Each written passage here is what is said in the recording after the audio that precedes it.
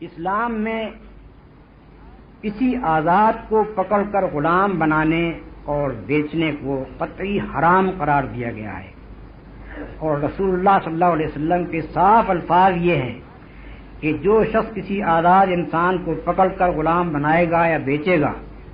اس کے خلاف قیامت کے روز میں مستغیث ہوں۔ کتنی شدید حرمت اس کی حضور نے بیان فرمائی۔ اس مسئلے میں آپ دیکھیں کہ غلامی کے خلاف کوئی قدم اگر اٹھایا گیا ہے مغرب میں تو پچھلی صدی کے وسط میں اٹھایا گیا ہے۔ اس سے پہلے مغربی دنیا اس تصور سے ناآشنا تھی۔ غلامی کے خلاف فلسفی کچھ کہتے رہے ہوں اور قانون داں کچھ کہتے رہے ہوں، مگر عملاً 18ویں سے 19ویں صدی کے وسط سے پہلے غلامی کا انسداد کرنے کا کوئی تصور نہیں تھا۔ امریکہ اور جزائر غرب الہند وغیرہ کو فتح کرنے کے بعد 350 سال تک مسلسل افریقہ سے لوگوں کو پکڑ پکڑ کر لے جایا گیا، غلام بنا کر ان سے اپنی زمینوں پر اور اپنے کارخانوں میں خدمت لی گئی 350 سال، اور جہاں سے وہ پکڑے جاتے تھے اس کا اس افریقہ کے اس ساحل کا نام ہی سلیو کوسٹ پڑ گیا تھا۔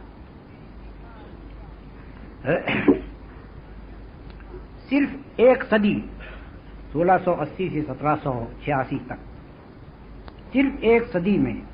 برطانوی مقبوضات کے لیے جتنے افریقی پکڑ کے لے جائے گئے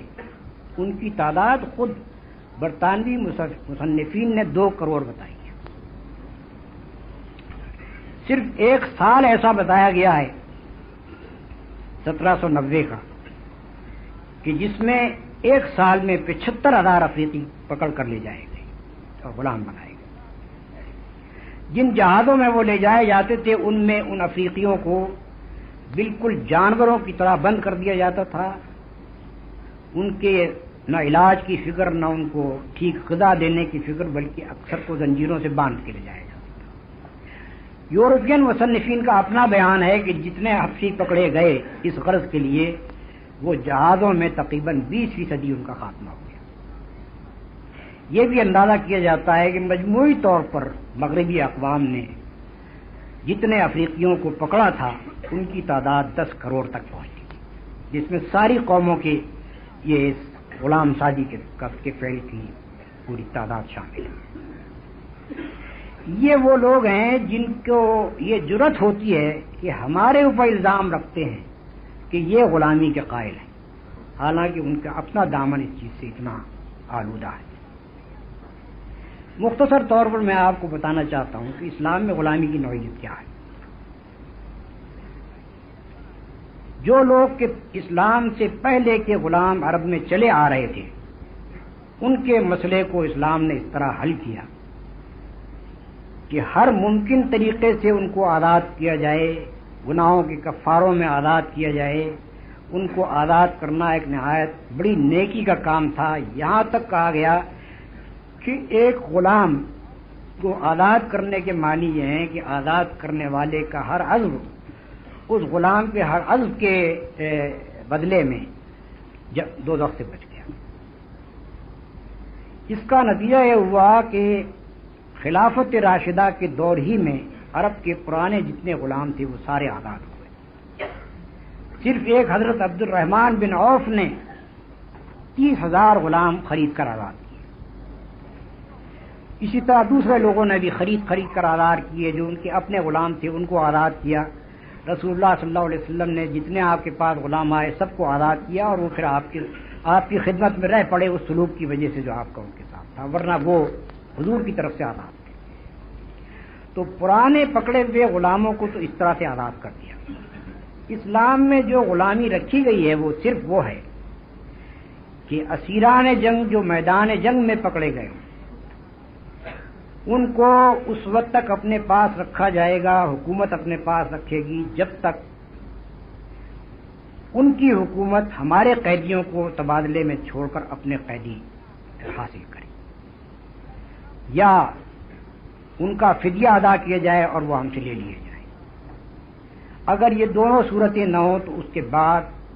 اسلامی حکومت ان کو عام لوگوں کے اندر انفرادی غلامی میں دے دیتی ہے،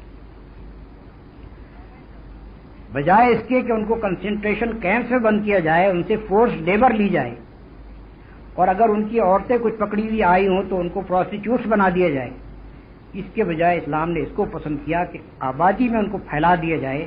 ایک فرد کا دوسرے فرد سے سابقہ پیش آئے،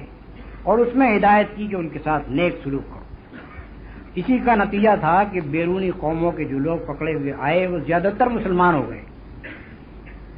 اور ان کی اولادوں میں آپ کے ائمہ پیدا ہوئے ہیں، بڑے بڑے فقہاء ان کی اولادوں میں پیدا ہوئے، بڑے بڑے محدثین پیدا ہوئے، بڑے بڑے اسٹیٹس مین پیدا ہوئے، اور ان کو آخر کار چل کر یہاں تک نوبت پہنچی کہ وہ ملکوں کے مالک ہوئے، ان ملکوں کے حکمراں۔